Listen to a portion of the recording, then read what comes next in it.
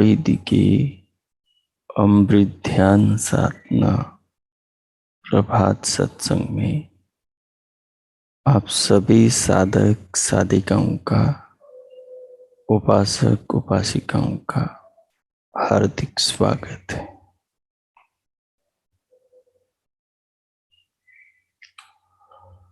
आइए पूर्व की भांति आज के ब्रह्म मुहूर्त में, आज की ब्रह्म वेला में भी हम उन महान प्रभु, जगत निर्माता, विश्व विधाता, जीवन दाता, जीव मात्र के पालन पोषण करता, सर्वशक्तिमान, सर्वज्ञ, सर्वव्यापक, निराकार, निर्विकार, अनादि, अनुपम, सर्वाधार, सच्चिदानंद स्वरूप परमात्मा के महान उपकारों को, उनकी महान कृपाओं को निरंतर प्रतिपल हमारे जीवन पर, हम पर, पूरे जगत पर, संपूर्ण विश्व पर जिनकी कृपा हो रही है, जिनके प्रेम की, करुणा की, स्नेह की वर्षा हो रही है, जिनकी दया, जिनकी व्यवस्था और जिनके नियमों पर अपना सारा जीवन टिका हुआ है, जो अपने बनाए पदार्थों से, अपने बनाए अंगों से, अपने बनाए शरीर से, अपने बनाए संसार से हमें जीवन प्रदान करते हैं, हमें सोचने समझने, अपने अस्तित्व को अनुभव करने का अवसर प्रदान करते हैं, हमें इस जगत में लाते हैं, शरीर हमें प्रदान करते हैं, शरीर के भीतर की सारी व्यवस्थाओं को अपने ही पदार्थों के द्वारा, व्यवस्थाओं के द्वारा, नियमों के द्वारा संचालित करते हैं और उनके द्वारा जीने का हमें अवसर प्रदान करते हैं। ऐसे महान कृपालु, कृपा सागर, करुणा सिंधु, परम दयालु परमेश्वर हम सबके पिता हैं, हम सबकी माता हैं, हम सब उनके बच्चे हैं, उनके पुत्र पुत्रियां हैं। वो हम सबको तारने वाले हैं, वो हम सबके जीवन के आधार हैं, वो हम सबको जीवन जीने का ज्ञान देने वाले हैं। वेदों के ज्ञान के द्वारा हमारे जीवन को संवारने वाले, श्रेष्ठ उत्तम बनाने वाले हैं। हम उन महान प्रभु की इस महान कृपा को अपने जीवन में अनुभव करेंगे, अपने जीवन में जानेंगे, समझेंगे, देखेंगे, तो हम पाएंगे कि वे कितने बड़े कृपालु हैं। वे कितनी कृपाएं हम पर अहरनिश, हर पल हर क्षण, जन्म से मृत्यु पर्यंत, मृत्यु से पुनर्जन्म पर्यंत करते रहते हैं। उनका स्नेह का स्रोत कभी बंद नहीं होता। उनकी करुणा की वर्षा कभी कम नहीं होती। इस जीवन की रक्षा के निमित्त पदार्थों का निर्माण वो कभी बंद नहीं करते। प्रकृति से बने, पंचभूतों से बने इस जगत में जो नाना वस्तुएं हैं, खाद्य पेय पदार्थ हैं, पंचभूत हैं, उनसे हमारे जीवन का पालन पोषण करते हैं। हम प्रभु के इस महान स्वरूप को जब अपने जीवन में, जगत में, संसार में और अपने शरीर में देखते हैं, और जब हम साक्षात अनुभव करते हैं, तो उससे हमारी चेतना महान हो जाती है। उससे हमारी आत्मा उस महान प्रभु से जुड़ जाती है। उस महान विधाता से आत्मा भी जुड़कर उसके महान एहसास में डूब जाता है। जब भगवान से जीवात्मा जुड़ता है, परमात्मा के इस अनंत स्नेह स्रोत से अपने आप को जोड़ता है, भगवान की इस विचित्र अद्भुत जगत में प्रभु की लीला को निहारता है, प्रभु की महान महिमाओं का अंतःकरण से, बुद्धि विवेक से, ध्यान द्वारा, समाधि द्वारा अनुभव करता है, साक्षात करता है, विवेचन करता है, विचार चिंतन मनन करता है, तो उससे बनने वाले संस्कार उस आत्मा को एक दिव्य लोक में ले जाते। लोक तो यही संसार होता है, लेकिन एक दिव्य संस्कारों के संसार में ले जाते, जहां उसे उन ऊंचाइयों को पाकर अद्भुत दिव्य अनुभव होते हैं। फिर वो बाकी लोगों के बीच में ही रहता हुआ, जो सामान्य लोगों को संसार में दिखाई नहीं देता, ज्ञान के चक्षुओं से और क्षुद्र चक्षुओं से उन चीजों को वो भक्त भगवान का, वो उपासक प्रभु का, वो उपासिका साधिका देखती। इसलिए आई हम भी अपने जीवन को, अपने आत्मा को महान बनाए, परमात्मा से जोड़कर विधाता से, विश्व नियंता विराट उन महान प्रभु से जोड़कर हम भी अपने आप को उसके विराट विश्व रूपी जगत के भीतर जो सर्वत्र फैली उसकी महिमा है, उस महिमा के अवलोकन में लगाए। प्रभु के संदेश, उनकी कृपाओं की वर्षा प्रतिपल हम पर होती है। हम भगवान के इन्हीं कार्यों को अपने चिंतन का, विचार का विषय बनाकर हम इनके सहारे उस प्रभु तक पहुंच सकते हैं। कोई भी कार्य बिना कर्ता के नहीं हुआ करता है। कर्म हमेशा, क्रिया हमेशा कर्ता के द्वारा होती है। अगर हवा चल रही है तो कोई इसे चलाने वाला, बनाने वाला है। अगर पृथ्वी निराधार अंतरिक्ष में, खाली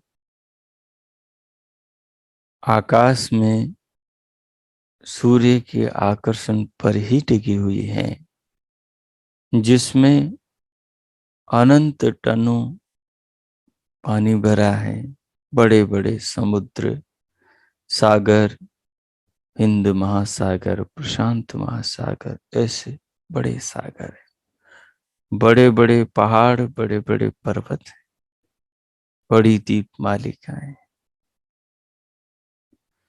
आकाश के छूते बड़े बड़े वृक्ष अनंत हैं, अनगिनत है। जितना संसार में धरती के ऊपर लोहा है, तांबा है, पीतल है, स्टील है, जर्मन है, जस्त है, सोना है, चांदी है, हीरे जवाहरात हैं, वो सब इसी धरती से निकले। जितने संसार में प्राणी हैं, उनके शरीर हैं, उनके शरीरों का वजन, उनके शरीरों में जो पृथ्वी तत्व, जल तत्व, अग्नि तत्व, वायु तत्व हैं, वो सब इसी पृथ्वी पर हैं, पृथ्वी से निकले हैं, पृथ्वी पर रहते हैं। सोचो पृथ्वी का कितना भार होगा। इस निराधार पृथ्वी को उसी सर्वाधार पिता ने अपनी व्यवस्था से पकड़ रखा है, धारण कर रखा है। सूर्य जड़ है, चंद्रमा जड़ है, बुध, बृहस्पति, शुक्र, शनि, अरुण, वरुण, यम, पूरा सौर परिवार, उसके सारे घटक जड़ हैं, चेतना विहीन है। कोई गैस का पिंड है, कोई पत्थर का पिंड है, कोई मिट्टी का पिंड है, कोई किसका है, कोई किसका है, कोई अग्नि का पिंड है। चेतना किसी में भी नहीं, लेकिन सबको एक व्यवस्था में बांध रखा है। एक वृक्ष को देखते हैं, उसके बीज को देखते हैं, उसके पत्तों की कर्तन को देखते हैं, उसकी सुगंध, उसके गुणों को देखते हैं, उसके फूलों को, पत्तियों को, उसके लगने वाले फल को, उसके स्वाद, उसकी मिठास को देखते हैं, तो लगता है कि किसी की पीछे बहुत बड़ी बुद्धि का प्रयोग हुआ है। सूर्य को देखते हैं, उसकी रश्मियों को देखते हैं, उसकी किरणों के विज्ञान को देखते हैं, वो जो गाय की चमड़ी को चीर के उसके दूध में प्रवेश कर जाती है, वो जो दूर सूर्य से आती हुई धरती के सागर पर पड़ती हैं, सागर के खारे पानी को मीठा बना देती, आकाश में ले जाकर मृदु करके बादल बना के वर्षा देती।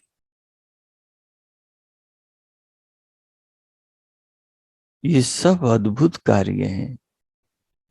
माता पिता को पता नहीं और गर्भ में आत्मा के लिए एक शरीर बन जाता है, आने वाले आत्मा को भी पता नहीं।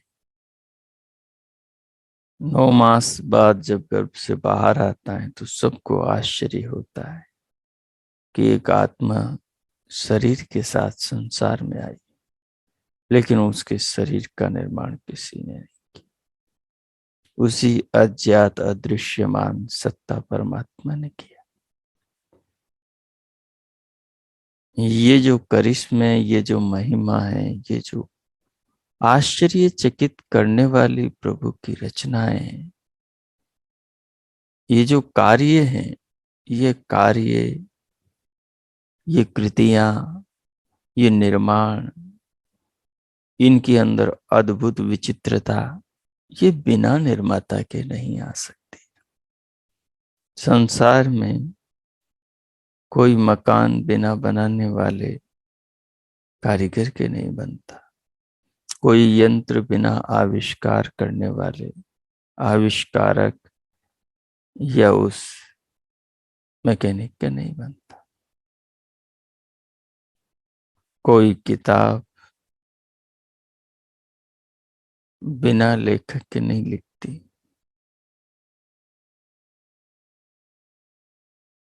कोई भोजन बिना बनाने वाले के नहीं बनता।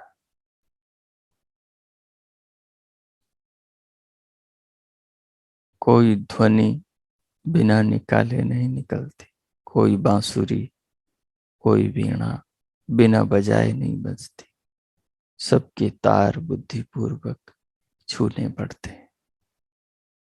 शरीर में कितना विज्ञान है, इसके एक एक अंग में, एक एक प्रत्यंग में, शरीर के भीतर के रचना में, इसके नाड़ी संस्थान में,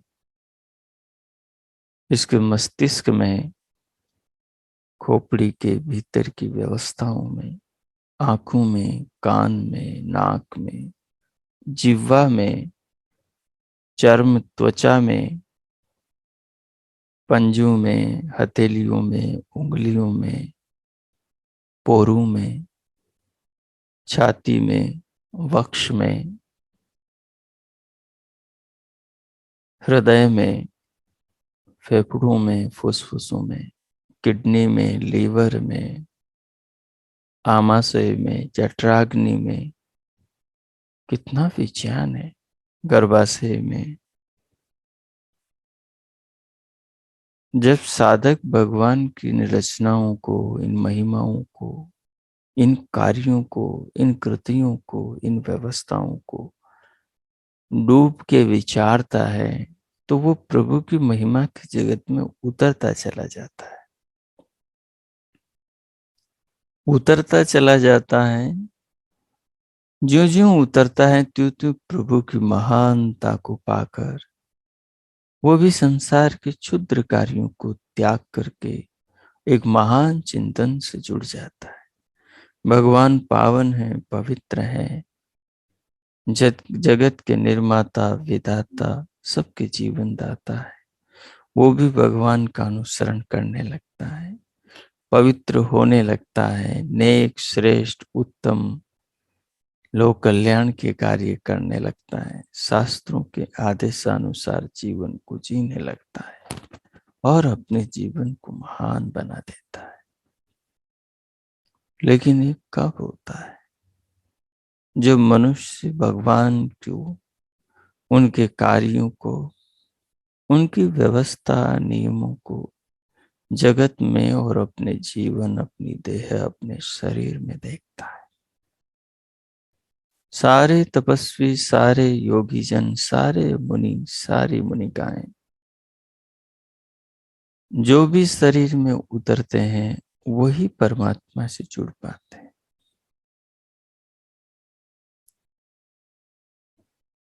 परमात्मा का जो मंदिर है, जहां आत्मा की परमात्मा से मुलाकात, साक्षात्कार, आत्मा को परमात्मा की अनुभूति होती है, वो सदन, वो मंदिर मनुष्य का ये देह है। मनुष्य का तन, मनुष्य का मन ही परमात्मा का मंदिर है। इस अंतःकरण में ही, इसके विज्ञान से ही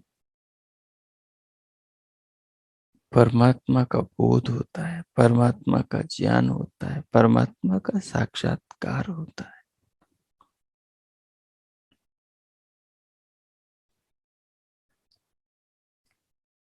इसलिए आइए, आइए उस विभु विधाता के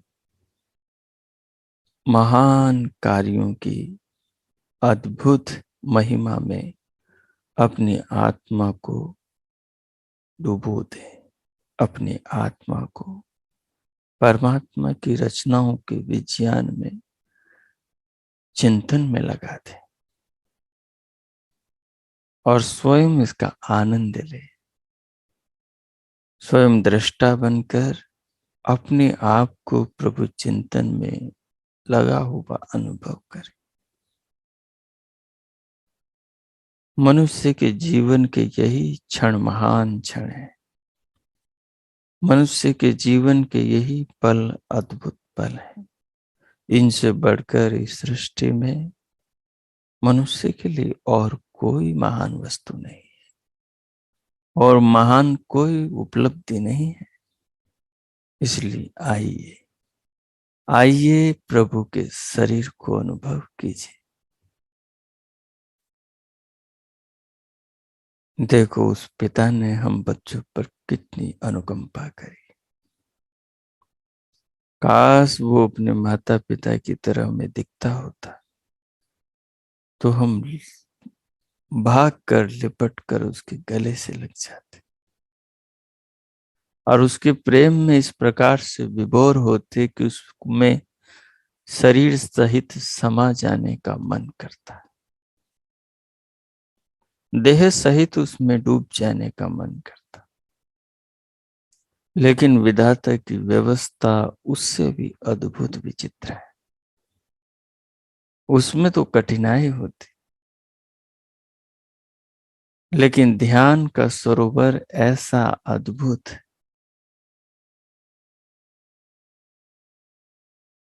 ऐसा अद्भुत ज्ञान का सागर है कि जिसमें उतर कर आत्मा उस परमात्मा के अद्भुत आनंद में स्वयं को डूबा हुआ आनंदित अनुभव करता है। तो हम पहली बात शरीर को परमात्मा का शरीर समझे। अपना शरीर परमात्मा का है। जैसे हम किसी होटल में जाते हैं, किसी रेस्टोरेंट में, हम किसी के घर में जाते हैं, हम किसी मंदिर में जाते हैं, हम किसी नौका में किसी विमान में बैठते हैं, तो हम यही समझते हैं कि मैं किसी के मंदिर में, किसी के रेस्टोरेंट, किसी के घर में, किसी के महल में जा रहा हूं।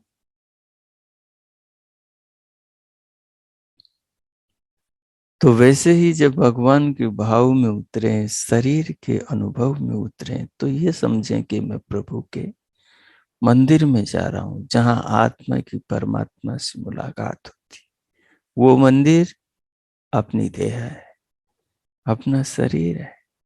शरीर बहुत प्रेम करने की वस्तु है। शरीर बहुत सम्मान की वस्तु है। शरीर बहुत आदर की वस्तु है।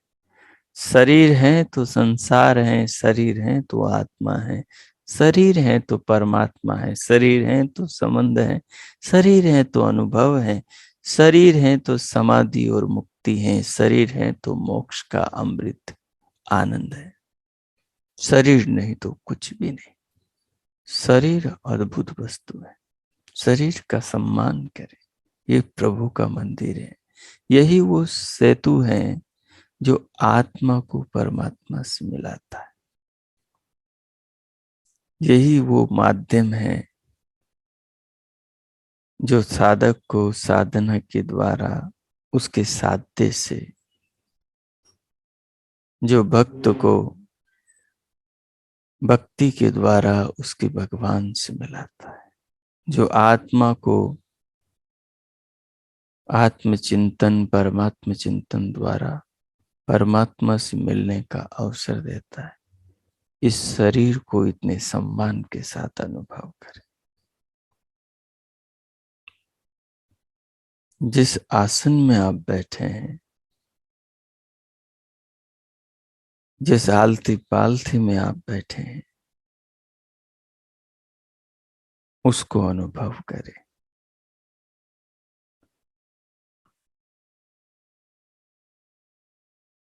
जिन हथेलियों को गोद में रख रखा है, उन हथेलियों को, दोनों करों को अनुभव करें। वस्तु उसी की कहलाती है जो उसका निर्माता होता है। हम कहते जरूर कि शरीर माता का, शरीर पिता का है, शरीर मेरा है, लेकिन हम तीनों ने शरीर को नहीं बनाया है। न माँ ने, न पिता ने, न स्वयं ने, तो फिर शरीर अपना नहीं। शरीर किसी और का है, उसने बनाकर दिया है, हमें शरीर में बिठाया है। तो हाथों को अनुभव करो, करूं को अनुभव करो, तो अनुभव करो मैं परमात्मा के दिए हाथों को अनुभव कर रहा हूं। संसार परमात्मा का है, धरती परमात्मा की है, जल परमात्मा का है, धरती पर सागर परमात्मा का है, बहती नदियां परमात्मा की हैं, सागर पर लहरें परमात्मा की हैं, उसके किनारे वे झाग परमात्मा के हैं। वो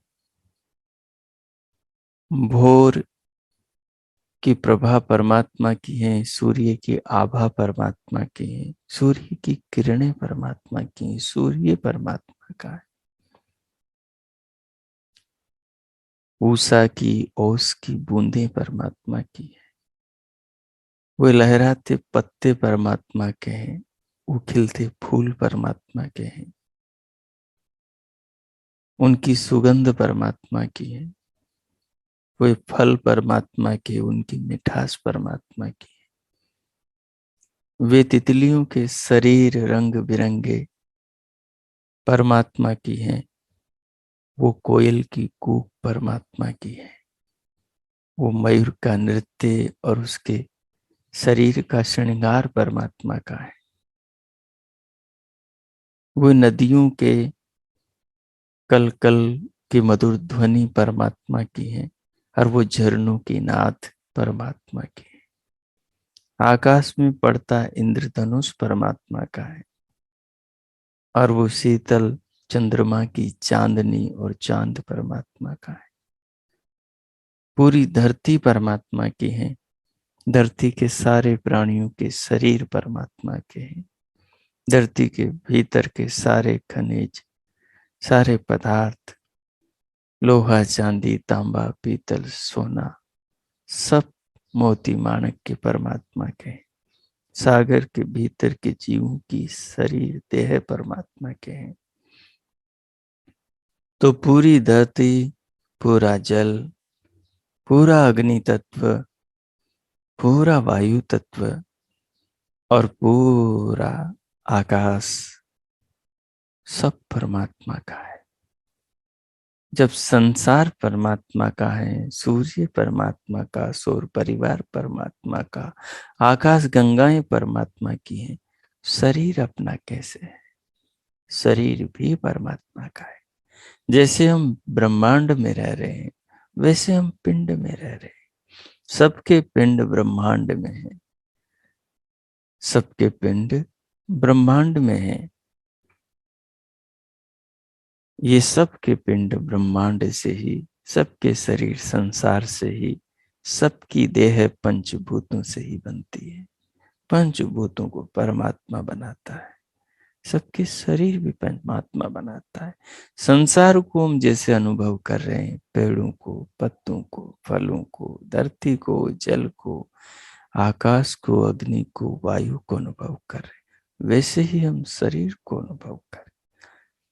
जैसे हम इस धरती, जल, अग्नि, वायु, आकाश का पिता, इसका निर्माता परमात्मा को मानते हैं, वैसे ही हम अपने शरीर का, शरीर के तत्वों का, शरीर के अंगों का, शरीर की रचना का निर्माता परमात्मा को माने। इस प्रकार हम संसार में भी संसार को भगवान का मानकर उस भाव में जिए, और जब शरीर में भी ध्यान में उतरे तो इसे परमात्मा का मानकर इसमें उतरे। तो अपनी बैठने की स्थिति को देखो, आलती पालती को देखो, तो भीतर एक सम्मान का भाव, शरीर के प्रति प्रेम का भाव, शरीर के प्रति आदर का भाव आना चाहिए कि ये मंदिर तो प्रभु का है, जिसमें मैं ध्यान के लिए, परमात्मा की आराधना के लिए उतरा हूं। इस शरीर, शरीर की एक एक कोशिका, शरीर का एक एक रोम को देह की एक एक इकाई शरीर में रस, रक्त, मांस, मज्जा, अस्थि, मेद, शुक्र, शोणित सब प्रभु का है। सब उसकी महान ज्ञान से, सब उसकी महान व्यवस्था से, सब उसके महान नियमों से बना है। ये मंदिर परमात्मा का है, जिसमें आत्मा उस प्रियतम से मिलती है। सो इस भाव के साथ अपनी देह में उतरे, अनुभव करें पूरे शरीर को सम्मान के साथ।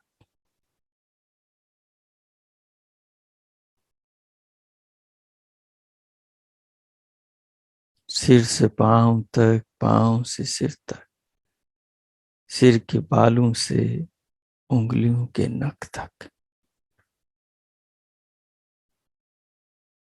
बाहर त्वचा से रस, रक्त, मांस, मज्जा, अस्थि, मेद, शुक्र, शोणित तक।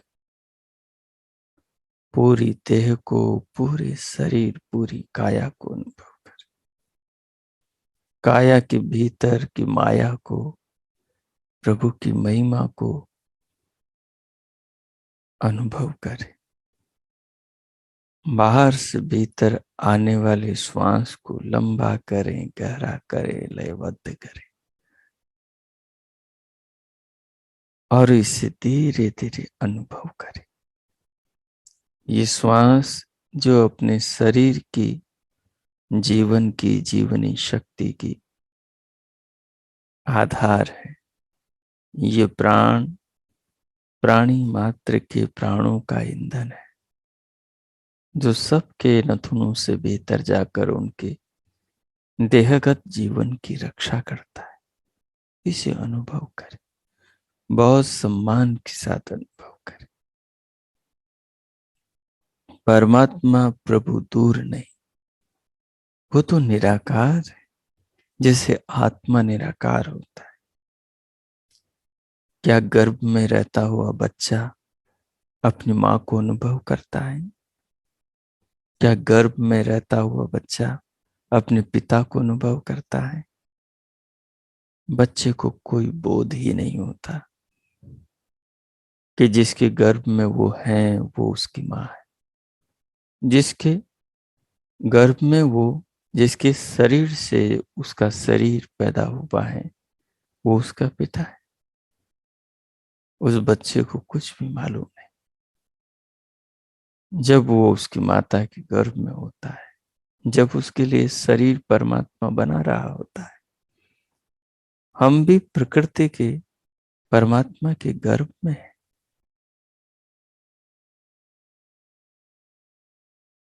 माता का शरीर भी तो प्रकृति की ही तो एक विकृति है, पिता का शरीर भी तो प्रकृति की ही एक विकृति है।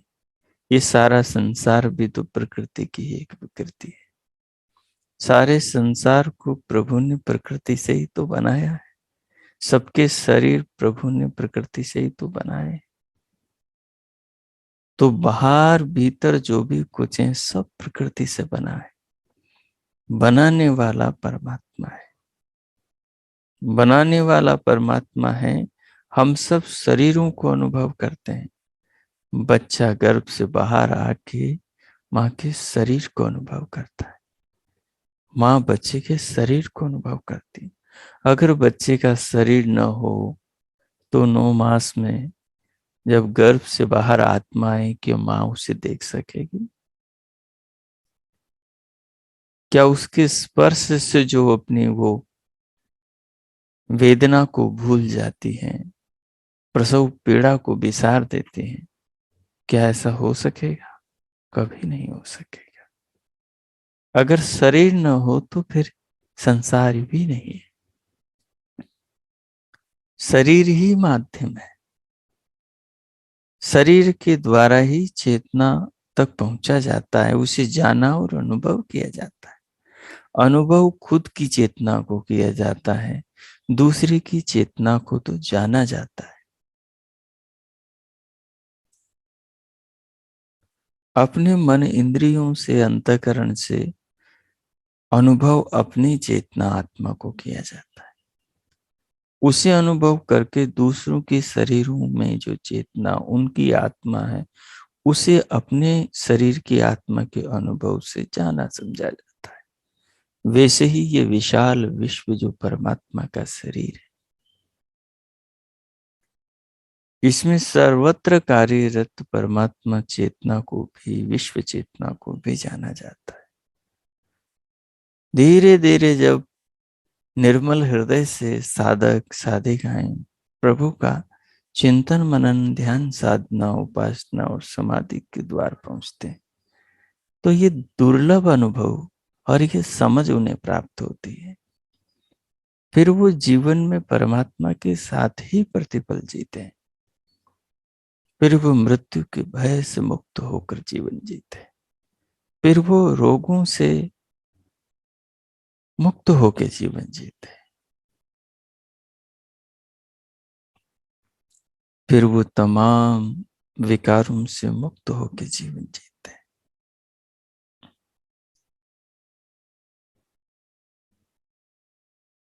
तो शरीर से ही आत्मा को जाना जाता है। तो ये शरीर ही तो माध्यम है। इस शरीर का निर्माता परमात्मा है और वो परमात्मा इसी शरीर में रहता है, पूरे विश्व में रहता है। उस परमात्मा को यदि अनुभव करना है, साक्षात अनुभव करना है, तो वो अनुभूति का द्वार तो अपनी आत्मा को जानने पर वही परमात्मा खोलता है। जब हम उसके बनाए नियमों पर पूरे जीवन को खरा उतार देते हैं, जीवन को तदनुसार जीते हैं, तो फिर उसका पुरस्कार, उसका प्रेम, जो उसने हमारे लिए एक दिव्य आनंद से भरे लोक का निर्माण कर रखा है, मुक्ति लोक, मोक्ष लोक, आनंद लोक, उस दिव्य परमानंद में प्रवेश कराता है।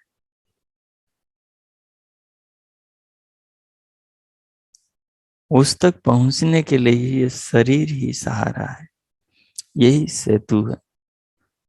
उस रहस्य को पाने के लिए सो श्वास को अनुभव करो, तो इसे परमात्मा तक ले जाने वाली, परमात्मा से जोड़ने वाली, परमात्मा के प्रेम में, परमात्मा के भाव में, परमात्मा के एहसास में उतारने वाली ज्ञान की गंगा के रूप में अनुभव करो। श्वास को अनुभव करो, इतनी गहराई से अनुभव, इतने भाव से अनुभव। तो 2-3 मिनट आगे श्वास की अनुभूति में आप रहें। धीरे धीरे इसे बाहर से भीतर ले। इसके अंदर जो जीवन उपयोगी जो क्षमता है, उसे अनुभव करें। अपने पूरे शरीर को श्वास के साथ अनुभव करें। दिव्य नाद को, दिव्य प्रकाश को अनुभव करें।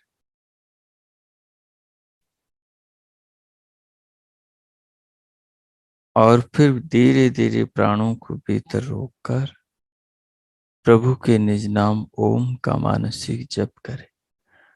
जप के साथ साथ पूरे शरीर को अनुभव करें। दिव्य नाद को साथ में, दिव्य प्रकाश को साथ में अनुभव करें। और 4-5 मिनट इसी भाव में रहें, इसी अनुभव में रहें। ये जो सारी बातें मैंने आपको अनुरोध करी हैं, इनके भाव में स्वयं को बनाए रखें और इस भाव के अमृत का पान करें। चित्त को इस भाव के संस्कारों से संस्कारित करें। इस समय के दुर्लभ इन अनुभवों को आत्मसात करें। मैं मौन होता हूँ। 5 मिनट तक, 5-7 मिनट तक आप इसमें डूब जाए। ओ कीजिए।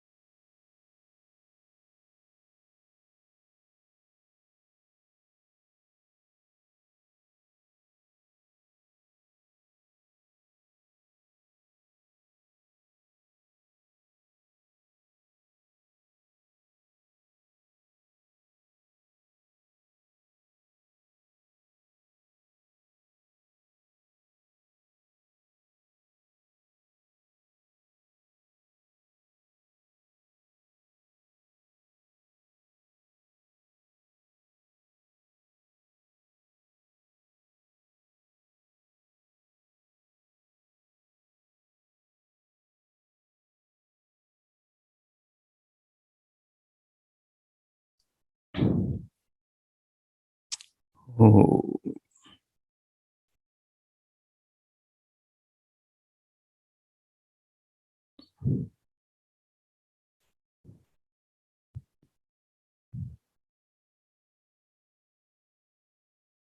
हो। इस प्रकार जीवन को प्रभु भावों से ओतप्रोत अनुभव कीजिए। प्रभु कृपाओं से, प्रभु की व्यवस्थाओं से, प्रभु के प्रेम से, प्रभु की करुणा से, प्रभु की स्नेह से ओतप्रोत अनुभव कीजिए। जीवन भगवान के प्रेम का घर है। शरीर परमात्मा की अद्भुत विलक्षण रचनाओं का मंदिर है। शरीर को देखकर प्रभु की, उनकी महान महिमा का बोध होना चाहिए। शरीर ही तो सेतु है, आत्मा को परमात्मा से जोड़ने वाला, मिलाने वाला। तो देह को इस रीति से, देह को इस भाव से देखें, देह को इस ज्ञान की युक्ति से देखें कि यह हर समय आत्मा को परमात्मा की विज्ञान से जोड़ता चला जाए और अंतकरण में प्रभु से जुड़कर आत्मा आध्यात्मिक संस्कारों का नित्य निर्माण करता चला जाए।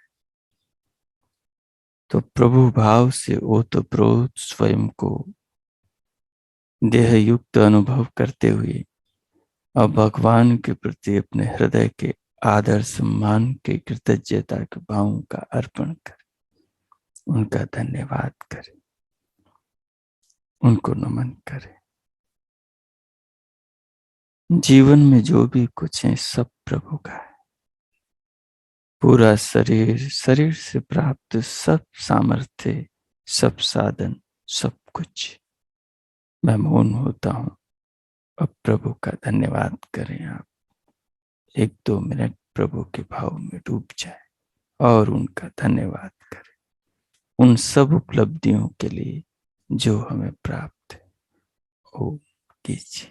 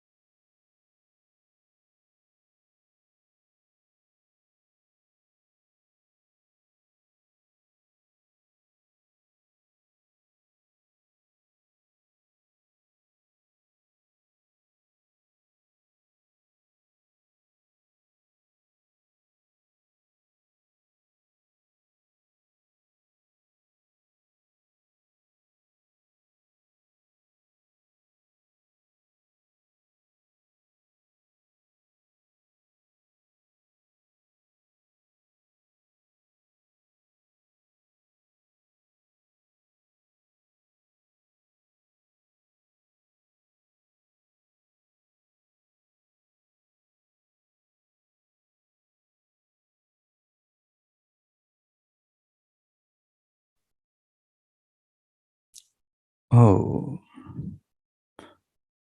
इस प्रकार और भगवान की इन महान महिमाओं का अनुभव करते हुए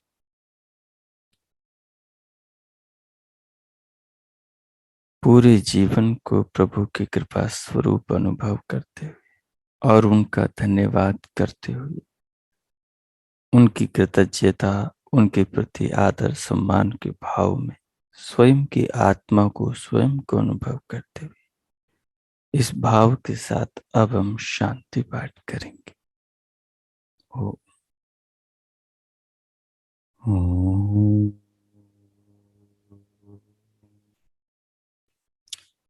ओ,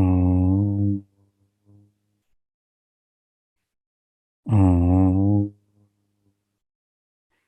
शांति शांति शांति। ओम।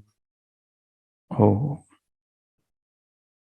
आज का आप सबका दिन शुभ हो, मंगलमय हो।